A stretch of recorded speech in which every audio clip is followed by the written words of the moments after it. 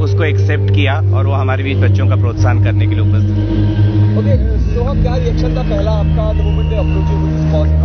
I think कि मैं बहुत ही बहुत अच्छा लगा कि उन्होंने हमारे बारे में सोचा। उनकी सबसे पहले 33 इयर्स हो गए हैं, एनुअल सेलिब्रेशन है, उन्होंने कुणाल और मेरे बारे में सोचा।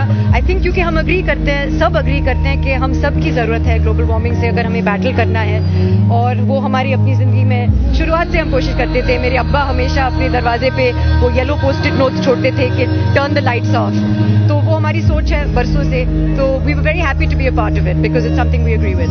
ये शायद जैकेट भी आपने इस बारे में बताना चाहिए। जी हाँ, जो डिज़ाइनर है एमी विलोमोरिया, वो भी इस प्रोजेक्ट के साथ जुड़ चुकी हैं और वो बच्चों के साथ वर्कशॉप्स कर चुकी हैं, और बच्चों के बहुत सारे आइडियाज थे कि वो क्या क्या करना चाहते थे कुणाल के कॉस्ट्यूम के साथ और मेरे साथ।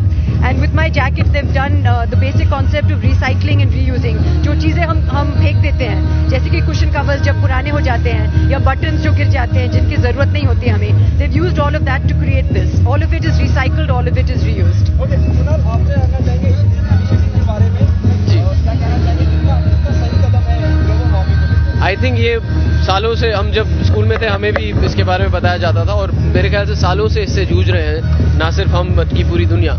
और मुझे लगा कि ये सही जगह है आके इसके बारे में बात करने। यू नो, यंग स्टूडेंट्स हैं जो हमारी युवा पीढ़ी है, वो उन्हें ही आगे चलाना है।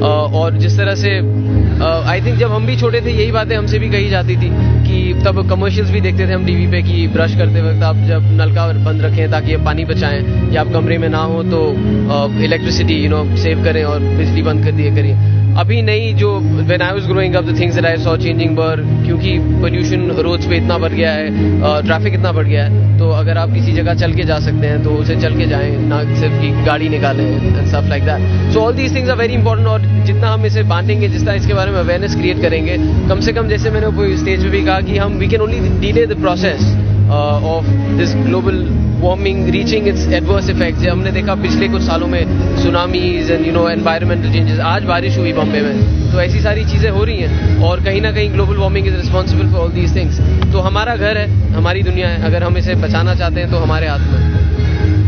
सोशल कॉज के साथ सोहा का साथ यहाँ आना, ये कितनी अच्छी बात है।